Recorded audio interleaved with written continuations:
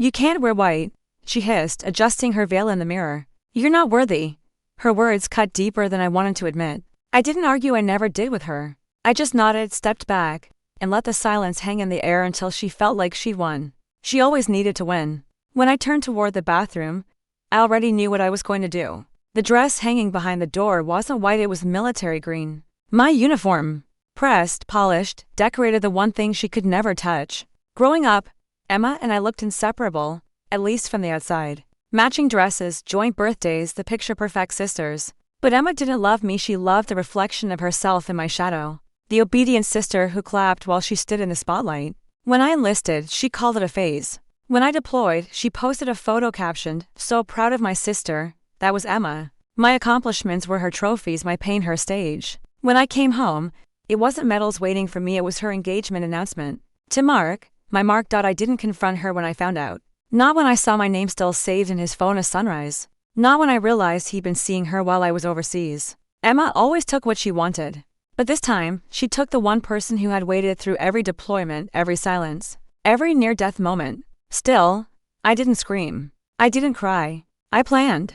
I sent them both a warm congratulations, even offered to be her maid of honor. She laughed, thinking it was my way of forgiving her. Maybe it was, or maybe it was the beginning of something else. Over the next few weeks, I carefully wove the threads of their undoing. My gift to her was a leather-bound planner, embossed with her initials. Inside, I tucked printed copies of her secret messages with Mark, the ones she thought she deleted. But I didn't send it right away. Timing was everything. At the rehearsal dinner, I sat beside my mother, smiling politely while Emma bragged about her tasteful ceremony, and how some people just weren't meant for love. She looked right at me when she said it. I raised my glass. "To your perfect day," I said, my voice steady even as my hand trembled, not from pain, but from anticipation. The morning of the wedding, she knocked on my door again. "Don't wear white," she said. "It's my day. You'll ruin the photos." I nodded quietly. She mistook my silence for surrender, she always did.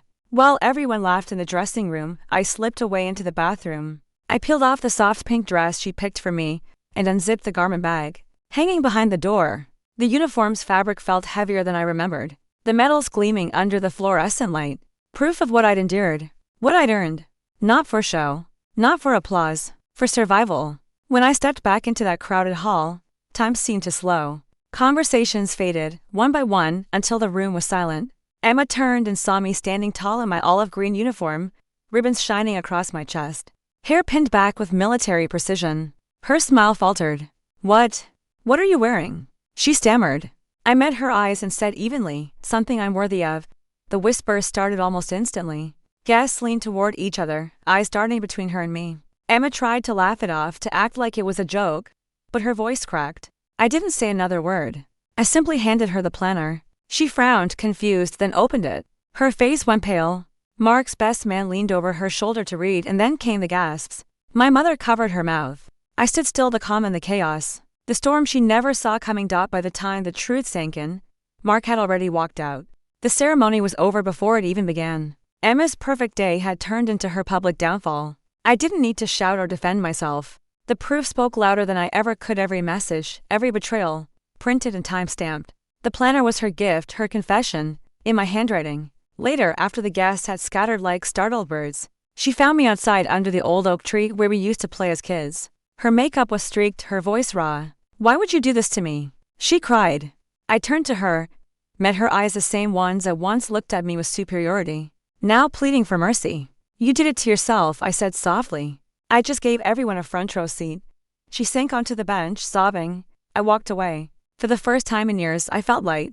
Not because I won, but because I'd finally stopped playing her game. There's a kind of peace that follows silence, not the peace of forgiveness, but of finality. I didn't wear white that day. I wore the truth, and it fit perfectly.